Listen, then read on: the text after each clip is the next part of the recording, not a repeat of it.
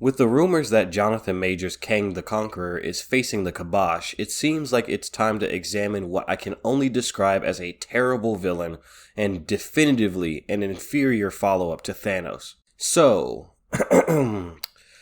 where do I even begin? Before we get started, I need to emphasize that these are criteria that I had to experiment with and ascertain through my own means. You will not find a guide on the internet that gives you anything I'm telling you right now. Most guides will tell you surface level stuff like make them the hero of their own story, make them relatable, or connect them to your hero. Spoiler alert, Dar Ben from the Marvels did all of these things and she's still a shit villain. In order for you to make a solid and engaging villain, there is one word you need to keep in mind while writing your antagonist. Threatening. At the end of the day, your antagonist needs to be a threat to the protagonist. He must be a solid obstacle that impedes the progress of your protagonist and their team, if they have one. So with that in mind, let's lay down the pillars of what makes a good villain. Your villain must be proactive, reactive and responsive, ever-present, self-respected, that is not an error, talented, a unique, one-of-a-kind menace, an equal match or overmatch to the hero, this is not what you think by the way, and must have a clear goal that is in direct conflict with the hero. I'm going to go point by point, don't worry, examples will follow. First, proactive. The villain must be proactive in their goals. They don't dilly-dally around as if time is abundant. If they are waiting, it's for a perfect moment to strike. When the villain gets information that will help further their goals, they act on it immediately, if not almost immediately. Oftentimes, the hero is only thrust into conflict with the villain because of the proactive nature of the villain. Next, we have reactive and responsive. As soon as the villain is faced with a challenge to their plan, they react in a timely fashion. They are constantly aware of their status, tools at hand, and options. When they have a win, they know they do, and they have no reason to sit around and give the hero an opportunity to strike back. They either attempt to kill the hero or they retreat if that is not an option. Ever-present sounds odd when you first hear it, but it's simple. The villain is always related to what is occurring. At the very least, they are tangentially related to the problem at hand. Even when they are not on screen or in the scene, their presence is still felt. Self-respected. This is especially important for stories where the protagonist is a snarky, quippy, wisecracking character. The villain does not let the hero's empty words faze them. They keep their face as best they can. Some villains crack and have a villainous breakdown when they realize they are about to lose definitively, and some don't. But small bumps in the road do not faze them so easily. The villain is almost always confident in their endeavors, but there are some good exceptions to this rule. This can lead to the hero's resolve and willpower being weakened. The only time it is acceptable for a villain to break their frame is when a previously established trauma or pain point is brought up. The hero may initially not take the villain seriously, but the villain needs to take themselves seriously all the time. The villain is talented. They have a skill or set of skills that they are exceedingly proficient at. If they are a fighter, they will know techniques and moves that no regular Joe is going to know. If they're a tech head, they're going to be able to hack and program things as if the tech they use were magic. If they are incredibly charismatic, they will be able to persuade nearly anyone, possibly even the protagonist. If they are extremely intelligent and pragmatic, they will have laid the pieces of their plan out well in advance of the protagonist's interference, possibly even taking advantage of a protagonist's predictable nature. They provide a menace that is unique to them. They are not easily replaced and give the hero an idiosyncratic challenge that they've never faced before and never will face again. They don't retest the hero in a way that has already been done before. They force the hero to learn a new lesson in order to defeat them. The villain must be an equal match or an overmatch to the hero. This does not mean that you mirror the hero and label them as the villain. This doesn't mean you make the villain a better version of the hero. This means that the hero must be evenly matched or even outclassed in one or multiple facets of their strengths. If the hero is a brute, the villain could be a fighter who strategically strikes the hero in precise ways that can't easily be countered. Or the villain could be an archer/sniper who keeps at a distance so that punches and kicks are useless. Or the villain could be a politician who can't fight back but can spin the story and make the hero a public enemy for attacking them. Finally, the villain must have a clear goal that directly conflicts with the hero's beliefs and/or goals. Repeat, the clear goal must be in direct conflict with the hero's beliefs and/or goals. If the two could easily talk it out and everything would be solved, then it's just wasting everyone's time, including the writers. If the hero wants to protect humanity, then the villain must want to enslave or destroy humanity in some way. Hint, hint. The villain must want something that the hero cannot allow in any capacity. Notice how all of these pillars are threatening to the hero in some way. Now that we've laid out the pillars, let's see how well Kang fits into them. I will be exclusively dissecting his appearance in Quantumania, as he is touted as being the main villain of this saga of the MCU. Is Kang proactive? Surprisingly, you could say he is. At first, at least. He instructed MODOK to grab the first signal he could find that originated from the surface world. Solid start. It gets the heroes involved and it repaints the initial confusion of being sucked into the quantum realm in a different light, but after that, it goes downhill. At the beginning of the third act, Kang has everything he needs to return to the surface world. His army of unknown species, the engine core, his tech, but instead of just jumping on the opportunity, he begins a random speech to his robot people just to give the heroes enough time for their counterstrike. On the flip side, Kang is also befuddlingly non-responsive to the events happening around him, thus knocking down the second pillar in one move. He captures Scott and Cassie but lets them keep their tech, thus leading to his downfall. He doesn't immediately teleport to Cassie and vaporize her when she interrupts his speech, thus leading to his downfall. And when Scott and his family open a portal to the surface world, giving Kang access to the very thing he wanted the entire movie, Kang attacks Scott and tips the family off to his survival when he could have leapt through the portal first and then zapped Scott. And yep, you guessed it, this leads to Kang's downfall. Kang is not ever present. He has very little presence in this film despite being the main antagonist. He does nothing to assert himself besides injuring his own henchmen. In the beginning of the second act, people whisper about this conqueror like he's doing anything in his base besides pouting and sitting in his golden cereal bowl with incredibly bad posture. It's incredible how Kang has a whole army, a hyper-techno attack dog, and insta-kill lasers, and he doesn't seem to make a drop in the movie's plot. Kang is very rarely involved in anything besides, this thing the heroes are fighting belongs to Kang. The only time Kang is directly involved in the plot is at the end when he faces the Ant family face to face. And the only reason they even have a chance against him is because of plot convenient bullshit and Kang's own stupidity. The movie also tries to fool you into thinking that Kang is this cool, level-headed villain who is not fazed easily by the actions of the heroes.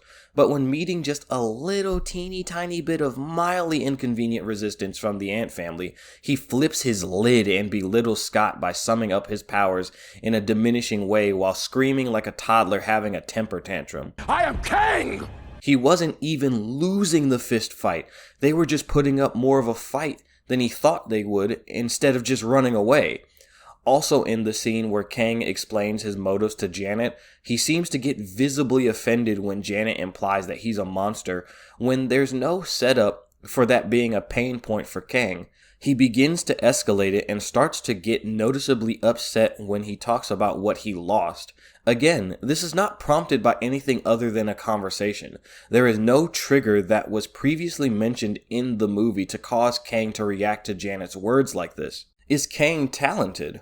Upon first glance, it looks like it. But the fact that Janet grew the engine core and Kang never found a way to recreate the engine makes me question that. Especially when he built an army, a base, a bunch of other shit, but he couldn't rebuild the one thing he needed to escape. Not to mention he and MODOK found a way to forcibly shrink the Ant family, but never found a way to embiggen themselves. And how talented was he really when he got overwhelmed by giant ants with lasers? Yeah, he built all this tech and infantry, but it's all shit at what it's designed to do. How is a shield capable of being intruded by just sticking a metal plate into it? Wakanda figured that shit out back in 2018. Why are his men so stupid that they don't notice the giant person stuck in the ceiling? Oh, that's right. The garbage editing removed the giant person. The threat of Kang is not unique. There are thousands, if not millions, of Kang variants in the multiverse. The only thing that makes this Kang different is that he started a war with the other Kangs and got banished. The other Kangs likely have similar powers to him and can easily replace the 616 Kang if he truly is dead. Not to mention he lost to these Kangs before the movie even started. Now, I really wanted to give this next one to Kang, but I just can't. Kang is indeed more powerful than the Ant family. He has superior tech, superior numbers, and superior combat prowess. But the problem is that he doesn't lose because the Ant family bested him. He loses because the film says he needs to lose. So a bunch of contrived bullshit occurs in order to get us to that conclusion. The movie says he should defeat Ant-Man, he should have killed someone important, and he should have escaped the quantum realm by all rights. But he didn't. It's a practice of informed attribute. They keep telling us he's one of the most dangerous beings in the multiverse, but the movie simply will not follow through. He's supposed to be the next Thanos, but he gets soloed by the Ant family in his debut movie. The Avengers were not needed to take Kang down. The last one I'm not too sure of.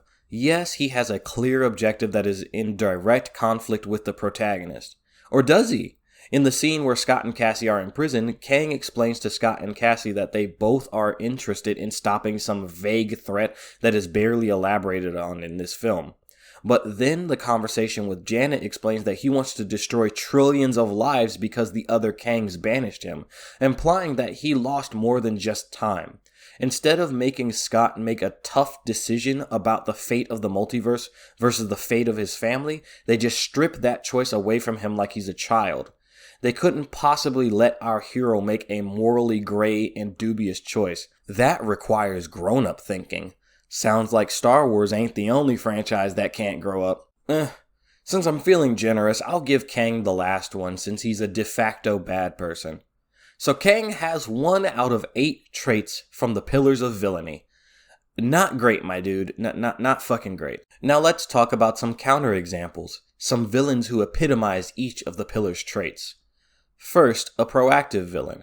Megatron from Transformers Prime is an insanely proactive villain.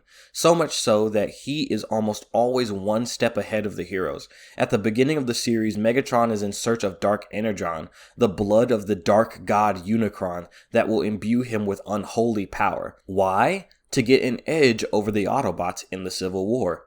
Later, Megatron resurrects an extinct Cybertronian race known as the Predacons. Why? To get an edge over the Autobots in the Civil War. Megatron then sets off a search for lost Cybertronian artifacts that will give him power no Cybertronian was supposed to wield. Why? To get an edge over the Autobots in the Civil War. Every choice Megatron makes, he does so with the intent of furthering his goal of defeating the Autobots and reclaiming control over Cybertron. Second, okay, don't laugh. Hear me out. Stinky Pete from Toy Story 2 was a more responsive villain than Kang. Pete wanted to take a more subtle and less direct approach to enacting his agenda. He tried to use words and manipulation to get Woody to stay with the rest of the Woody's Roundup gang. He even turns the TV on while Woody is retrieving his arm, causing Al to wake up and undo all of Woody's progress. And then Pete frames it on Jessie by placing the remote in front of her case. I mean, logistically, this doesn't make any sense. Jessie should have seen Pete put the remote there, but that's besides the point. Stinky Pete is always watching the situation and responding accordingly. He only blows his cover when he finds it absolutely necessary. Now this is a fun one. Saren from Mass Effect does not seem ever present upon your first playthrough, but it's only when you complete each of the main missions that you realize how present he is, even without making a physical appearance. On Pharos, Saren worked out a deal with the Thorian, an alien tree monster thing that can control people's minds. The Thorian had the Cipher, a Prothean translator code that allowed anyone with the signal to interpret Prothean information. Saren allowed one of his acolytes to stay with the Thorian in exchange for the Cipher, but once he realized that Commander Shepard could come to Pharos and get the Cipher, he ordered the Thorian to be killed.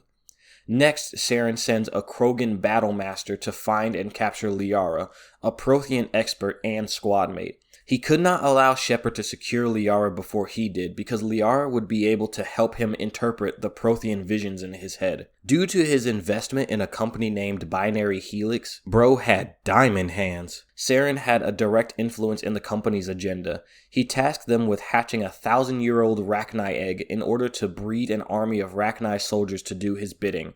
A bonus was that the Rachni queen that hatched from this egg held information in her genes about where the lost Mu relay was. Don't ask me how that works, I have no fucking idea. Depending on the order of the missions you complete, Saren is getting a bit more frustrated with Shepard at this point. On Vermeer, Saren is breeding an army of Krogan and has cured the genophage, a genetic disease inflicted on the Krogan by the Solarians that makes the Krogan fertility rate 1 in 1,000. Or in blunt and grimmer terms, out of every 1,000 births, only one child survives. The hero's decision to destroy the facility even creates a rift between Shepard and Rex, your Krogan squad mate. If you are not careful, or not prepared with enough charm or intimidate points spent, your confrontation with Rex could lead to his death. And even if you spare Rex, Saren's troops are so oppressive that they pin down 2 of your squad mates, Caden Alenko and Ashley Williams. This forces you to make a horrific choice to save one of your squad mates, one of which may be your love interest. Throughout the plot, you can feel Saren's hand creating disorder and destruction. His actions lead to friction in your team and the death of at least one of your squad mates, a change you are most certainly going to feel for the rest of the game. And the thing is, you only ever face Saren directly twice. Saren manages to feel like he's involved in everything you face without ever actually even being on the same planet as you. Our next villain is someone you knew I was going to bring up, because Marvel has yet to follow him up since his signature movie. Thanos is a villain who rarely shows any cracks, despite his somewhat comical appearance that even characters in-universe make fun of. Thanos does not let their snide remarks affect his focus. The epitome of this is the scene where Star-Lord makes several jokes about Thanos, but Thanos doesn't care, because he knows he's going to win in the long run. On a more serious note, when Thanos arrives mere seconds too late to stop Wanda from destroying the Mind Stone, he doesn't look upset or disturbed by the impediment to his plan. He simply looks winded from experiencing the force of an Infinity Stone exploding.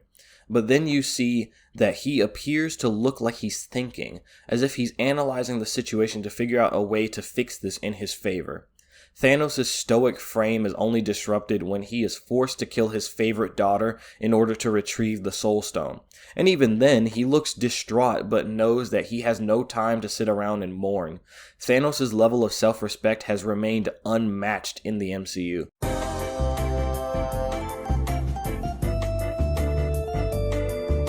Alright, look. It's kind of hard to label anybody as the sole villain of this expansion because nearly everyone in this story is a shade of evil.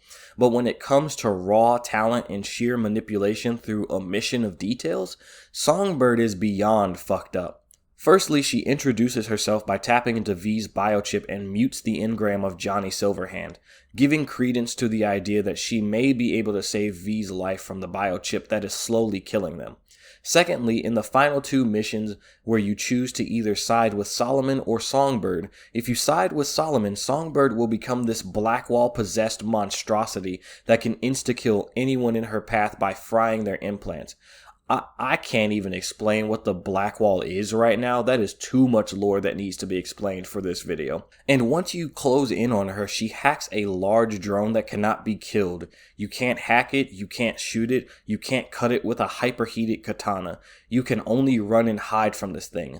This really tells you a lot if you are playing Phantom Liberty towards the end of your campaign where you have a kitted out V that can net run or edge run with the best of them. Songbird is also very smart about the amount of information she hands you. She is always holding her cards close to her chest. First, you find out that she was captured by Kurt Hansen, a militant arms dealer turned fascist and head of Dogtown. When you find Songbird at Hansen's soiree, not only does she reveal that she can't be saved quite yet because she needs to procure a matrix of some kind that will save V's life, but she also reveals that she too is dying just like V. On top of that, Hansen confronts you and reveals that Songbird wasn't captured. She willingly went to him. Then Songbird confesses to you that she was the one responsible for bringing down Space Force 1 and risking the president's life. And if all this wasn't enough, Songbird withheld something very crucial from you. If you side with Songbird in the finale, Songbird will accidentally reveal that the cure she found will only work for one of you. She planned to dupe you after you helped her escape, taking the cure with her to the moon and leaving you to die. That last part alone was the reason why I wanted to discuss her role as a villain in this expansion. Solomon Reed, President Myers, and Kurt Hansen all count as villains in their own way, but Songbird took advantage of your desperation to use you and toss you aside like what do the voodoo boys call them again? Ranyon. That's what they call outsiders brought in for special jobs, floor rags. When you're no longer needed, they chuck you. A fate for all Ranyons. I definitely plan to break down the writing for the entire game one day, as it is simultaneously amazing and ridiculous. Next, Solomon Lane from the Mission Impossible series is a unique, one-of-a-kind threat to Ethan. He often knows every move Ethan is going to make before he makes it, allowing him to outpace even the quick-witted and ever-responding Ethan. He intercepts an IMF transmission for Ethan and basically tells him to his face that the shadow organization that he'd been chasing for years does indeed exist, but he is hopeless to stop it. In this one scene, they've already established that they can do more than the average threat Ethan faces by infiltrating the IMF network. Later in the film, Solomon sends Ilsa to assassinate the Chancellor of Austria, but instead of just sending her, he sends two redundancies just in case any of them fail. And when Ilsa and his other two assassins fail to kill the Chancellor, Solomon initiates his failsafe, a bomb in a suitcase unknowingly carried by the Chancellor's entourage. Solomon challenges Ethan in a way no other villain before has.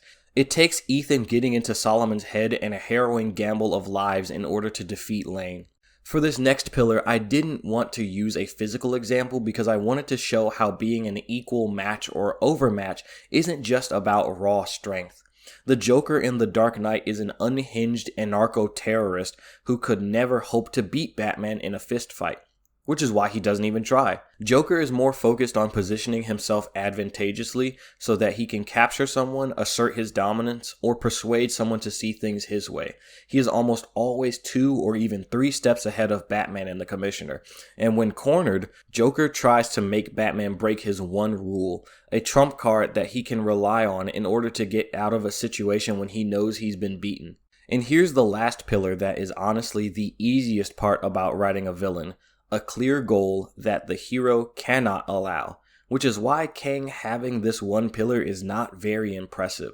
So instead of just one example, I'll give you multiple. Eggman wants to harness the power of the Chaos Emeralds to conquer the world. The collectors from Mass Effect 2 want to harvest humanity to create a Reaper out of synthesized human bodies. Dropkick and Shatter want to send a signal to the Decepticons so they can raise the Earth. The Con Maker wants to convert the population of Earth into Argent energy. And Corset from Panty and Stocking wants to unlock the gates of hell using a boy's penis. I'm not joking. So now I want to do something a little interesting. I want to lay bare my hard work as an author to show you that I didn't just make up these pillars and not use them with my own work. I am now going to break down the main villain of my first book, Rise.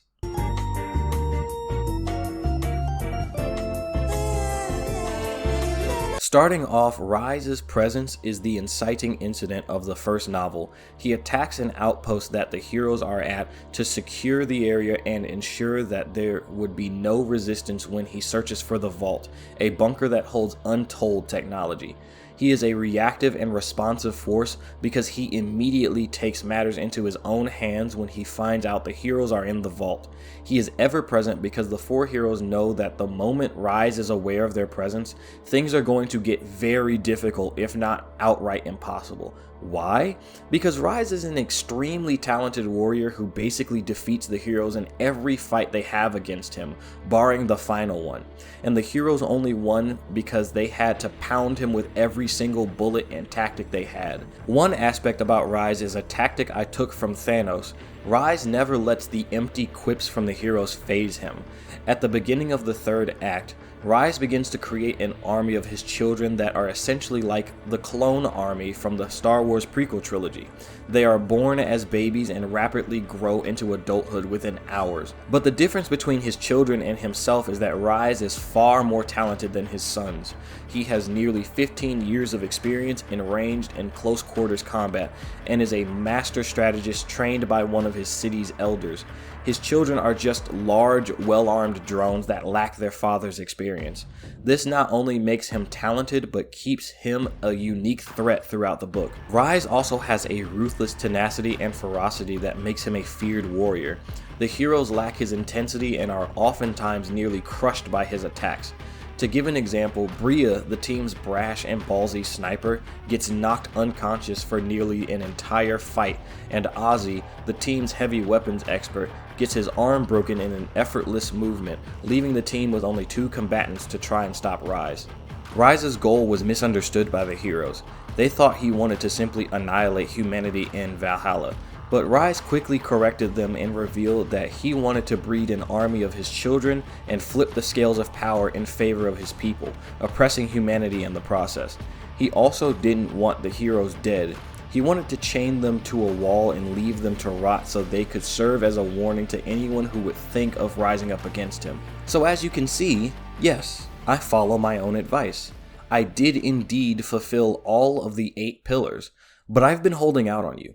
There is something very important that holds these pillars up, and that's the foundation, the base. Without this base, the pillars would just fall over and break. What is this foundation? Your villain needs to be an actual character first. Why is Rise a ferocious fighter? Because his wife was killed by the main character's hand. Why did Rise opt to create an army of his children? It was to fulfill his wife's final wish to have children while also completing his objective in the process. Why did Rise decide against slaughtering humanity? He explains that it would make him no better than his oppressors. Why did Rise want to keep the heroes alive? Because he knows more than anyone that a martyr only inspires people to act. As he puts it, "You won't die a martyr. You'll die a sad, pathetic, worthless failure, chained up to a wall for everyone to see. When you die, there will be no call to action, no funerals to remember your fight. Just disappointment." While these 8 pillars will strengthen your villain, you need to make sure your villain is a character first, especially if you are going to take the route of making a villain that gets redeemed or is supposed to be sympathetic.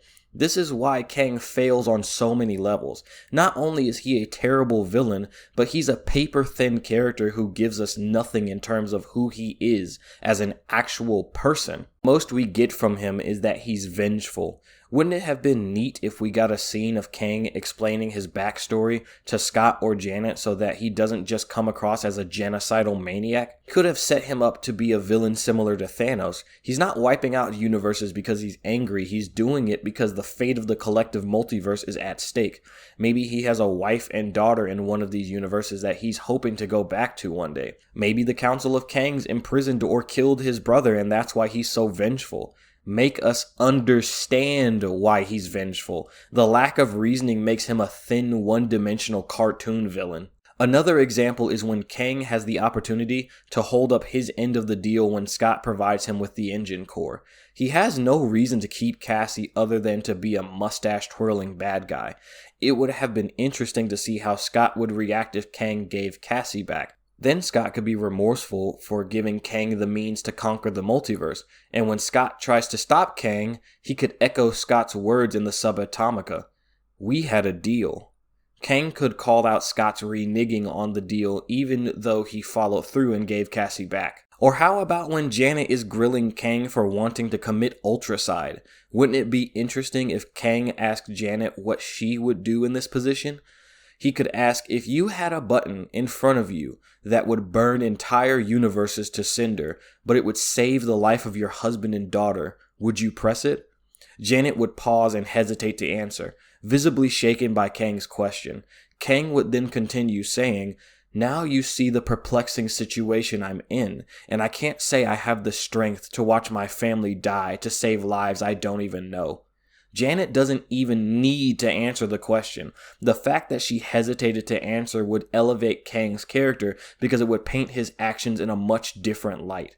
These changes would convert Kang from a flat, comically evil bad guy into a well-intentioned extremist who has morals and a sympathetic reason for what he does. These are only parts of how to make a good character, and I can definitely go into more detail later, but this was just a dissection of what makes Kang such a terrible joke of a villain, and unfortunately, Marvel is either going to have to stick with this villain or bite the bullet and start fresh with a new overarching threat.